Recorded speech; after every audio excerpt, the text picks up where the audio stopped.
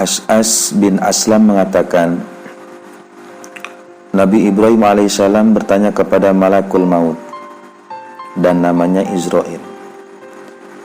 Ia punya dua mata, yang satu di mukanya dan satu lagi di belakang kepala atau tengkuk. Nabi Ibrahim bertanya, wahai malaikat maut, apa yang Anda akan lakukan jika ada seorang sedang sakarat di timur dan ada seorang lagi sedang sakarat di barat?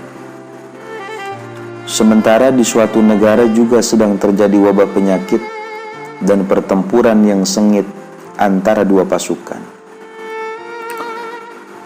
Lalu malaikat maut menjawab, aku akan panggil ruh-ruh itu dengan izin Allah, sehingga mereka semua berada di antara kedua jariku ini.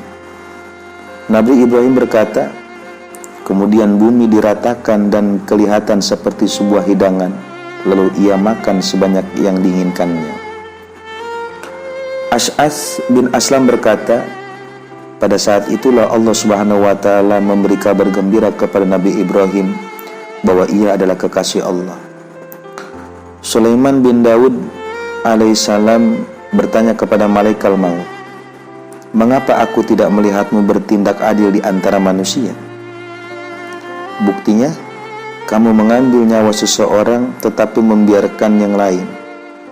Malaikat maut menjawab, dalam hal ini aku tidak lebih tahu daripadamu. Itulah lembaran-lembaran berisi daftar nama-nama yang diberikan dari langit kepadaku. Wahab bin Munabi menuturkan sebuah cerita tentang pertemuan seorang raja dengan malakul maut. Ada seorang raja ingin pergi berkunjung ke sebuah wilayah kekuasaannya. Ia meminta diambilkan pakaian untuk dipakainya pergi. Tapi ia tidak tertarik dengan pakaian itu dan minta diambilkan yang lainnya. Ini terjadi berkali-kali, sampai akhirnya ia mau memakai pakaian yang disukainya. Begitu pula dengan binatang kendaraan yang akan dinaikinya, sampai akhirnya ia mau naik binatang tunggangan yang terbaik. Lalu datanglah iblis meniup sifat takabur lewat lubang hidung sang raja, sehingga tiba-tiba ia menjadi sombong. Sang raja yang dikawal banyak pengawalnya mulai melakukan perjalanan dengan sikap penuh kesombongan. Ia memandang orang lain dengan sebelah mata. Tiba-tiba ia didatangi seorang dengan penampilan yang kusut kumal. Ia mengucapkan salam kepada sang raja, tetapi tidak dijawabnya. Merasa dihina, orang itu kemudian merampas tali kekang kuda sang raja. Sang raja marah dan membentak, lepaskan, kamu telah melakukan kesalahan besar. Tetapi orang itu dengan berani melawan. Aku ada satu pertanyaan kepada Anda, katanya. Sabarlah sampai aku berhenti, kata raja. Tidak, sekarang saja, kata orang itu. Dengan paksa ia menarik tali kekang kuda sang raja sehingga kuda itu berhenti. Sang raja lalu berkata, ayo katakan apa keperluan. Ini rahasia, jawab orang itu. Maka sang raja lalu mendekatkan kepalanya ke orang itu dan sambil berbisik orang itu berkata, aku adalah malakul maut. Mendengar itu seketika wajah sang raja berubah pucat pasi. Lidahnya keluh. Dengan gemetar sang raja berkata, beri aku tenggang waktu sampai aku kembali kepada keluargaku untuk mengucapkan selamat tinggal dan menyelesaikan semua urusanku. Sang malaikat maut berkata, demi Allah, tidak bisa. Kamu sudah tidak ada kesempatan lagi melihat keluargamu, hartamu, dan kerajaanmu. Setelah berkata begitu, sang malaikat maut langsung mencabut nyawa sang raja. Seketika sang raja itu jatuh tersungkur laksana seonggok kayu kering. Sang malaikat maut melanjutkan perjalanannya. Ia lalu bertemu seorang yang beriman. Setelah mengucapkan salam kepada orang tersebut, dan si mukmin itu membalas salamnya, sang malaikat maut lalu berkata kepadanya, aku punya keperluan denganmu. Aku ingin mengatakannya sendiri dekat telingamu. Baiklah, silakan, jawab si mukmin. Sang malaikat maut lantas berbisik, aku adalah malaikat maut. Seketika orang itu menjawab, "Selamat datang wahai malaikat yang lama tidak pernah aku lihat. Demi Allah, tidak ada siapapun di muka bumi yang lebih aku tunggu-tunggu untuk bisa bertemu selain kamu." Mendengar itu, sang malaikat maut berkata kepadanya, "Selesaikan dahulu urusanmu yang membuat engkau pergi." Tapi mukmin itu menjawab, "Aku tidak punya urusan lain yang lebih penting yang aku sukai daripada bertemu dengan Allah." Sang malaikat maut pun berkata, "Kalau begitu silakan kamu pilih waktunya kapan aku akan mencabut nyawamu." Ia bertanya, "Jadi kamu memberikanku kesempatan untuk memilih?" "Iya," jawab malaikat. "Kalau begitu, biarkan aku untuk berwudu dan sholat terlebih dahulu. Setelah itu cabutlah nyawaku saat aku sedang bersujud." Malaikat maut menuruti permintaan si mukmin tersebut. Bakar bin Abdullah al-Muzani menceritakan seorang laki-laki dari Bani Israel yang rajin mengumpulkan banyak harta. Menjelang ajal, laki-laki itu berkata kepada anak-anaknya, "Perlihatkan kepadaku berbagai jenis kekayaanku." Lalu didatangkan kepada sejumlah besar kuda, unta, budak, dan harta lainnya. Melihat semua itu, ia menangis karena tidak kuasa meninggalkannya. Malaikat maut lantas bertanya, "Apa yang membuatmu menangis?" "Demi Allah yang telah mencukupimu, aku tidak akan keluar meninggalkan tempatmu ini sebelum aku memisahkan roh dari jasadmu." Ia berkata, "Tolong beri aku waktu sebentar untuk membagi-bagikan kekayaanku." Sang malaikat menjawab tegas, "Tidak bisa. Sudah tidak ada waktu lagi untukmu. Kenapa kamu tidak melakukan hal itu sebelum tiba ajalmu?" Sang malaikat maut lalu mencabut nyawanya. Diriwayatkan pula ada seorang yang sukses mengumpulkan kekayaan yang cukup banyak, sehingga tidak ada satu jenis kekayaan yang tidak berhasil diperolehnya. Ia membangun sebuah istana yang memiliki 2 pintu gerbang yang sangat kokoh. Ia membayar sepasukan pengawal yang kuat.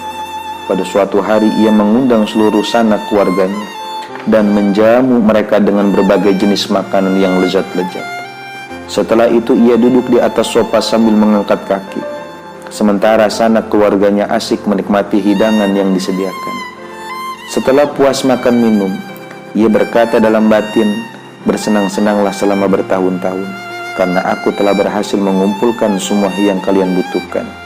Tetapi baru saja ia selesai berkata seperti itu, muncul malaikat maut yang menjelma sebagai seorang lelaki berpakaian compang-camping layaknya seorang pengemis. Laki-laki itu menggedor-gedor pintu gerbang sehingga mengejutkan si kaya yang sedang berada di atas tempat tidurnya.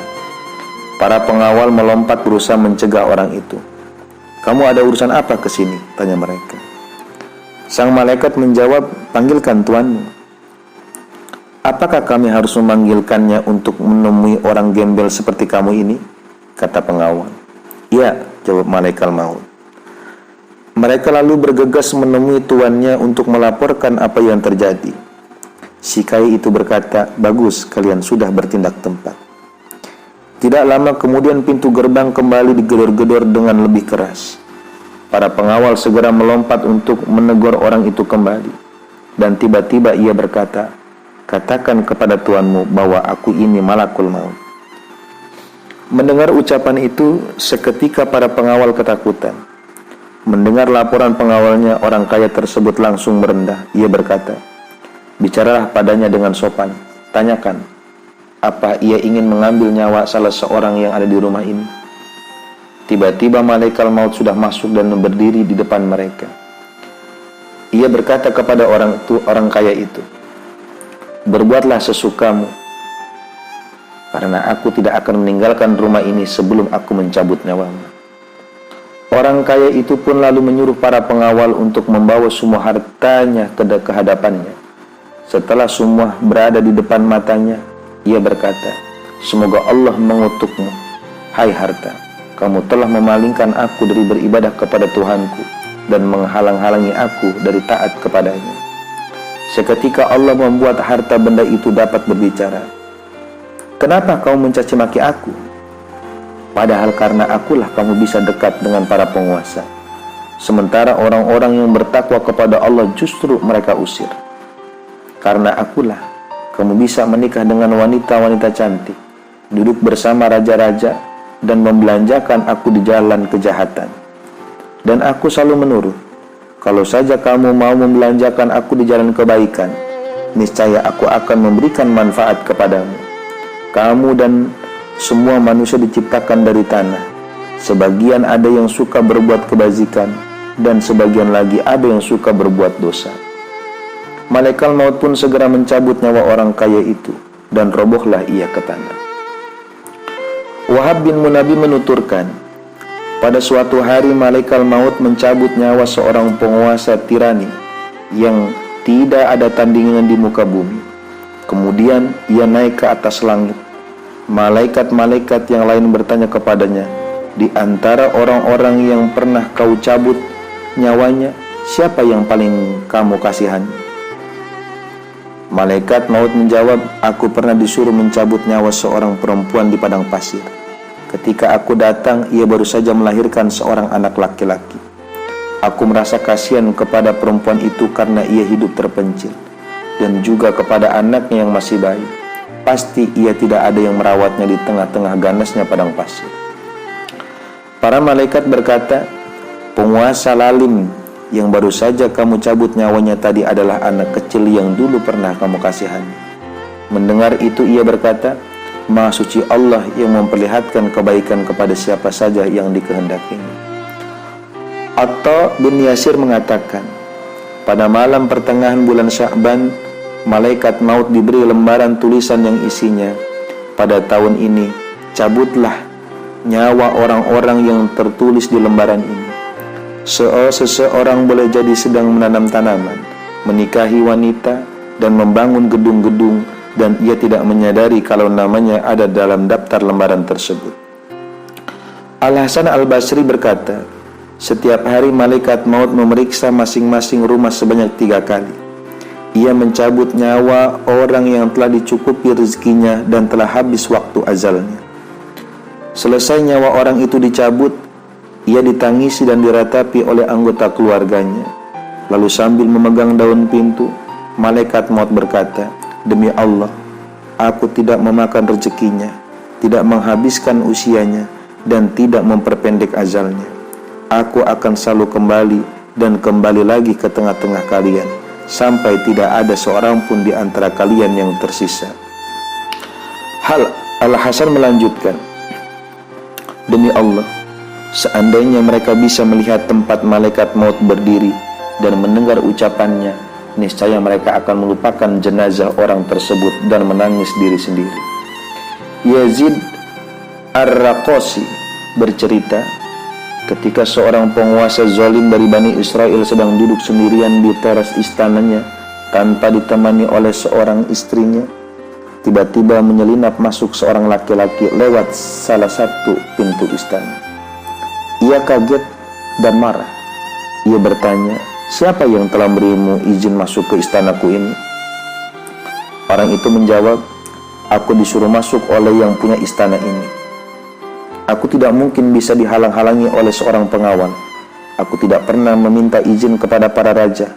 Aku tidak pernah merasa takut kepada kekuatan para penguasa yang paling sakti.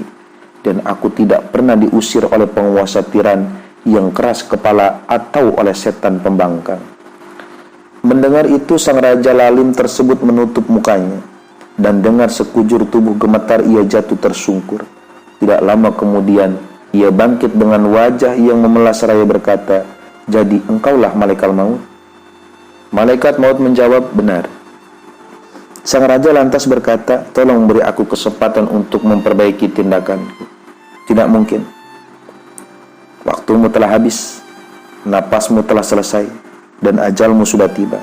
Sudah tidak ada lagi alasan untuk meminta penundaan, jawab malaikat maut. Sang raja bertanya, lalu kemana kamu akan membawaku? Malaikat maut menjawab, kepada amal-amalmu yang telah kamu lakukan sebelumnya, dan ke tempat tinggal yang telah kamu siapkan sendiri. Sang raja berkata, tetapi aku belum pernah melakukan amal kebaikan dan belum mempersiapkan sebuah tempat tinggal yang baik. Malaikat maut berkata, Kalau begitu, kamu harus ke tepi api neraka yang bergejolak dan yang mengelupas kulit kepala. Lalu malaikat maut mencabut nyawa si lalim tersebut hingga ia jatuh mati terkapar di tengah-tengah keluarganya yang lantas meratap dan menjerit karena kematiannya. Yazid Ar-Raqasi melanjutkan, seandainya mereka tahu bagaimana buruknya neraka, tentu mereka akan menangis lebih keras lagi. Al-A'mashi meriwayatkan dari Khaisamah, ia berkata, pada suatu hari malaikat maut mendatangi Sulaiman bin Daud alaihissalam. Ia lalu melihat salah seorang teman duduk Sulaiman. Ketika sang malaikat sudah pergi, orang itu bertanya kepada Sulaiman, siapa orang tadi? Sulaiman menjawab, itu malaikat maut.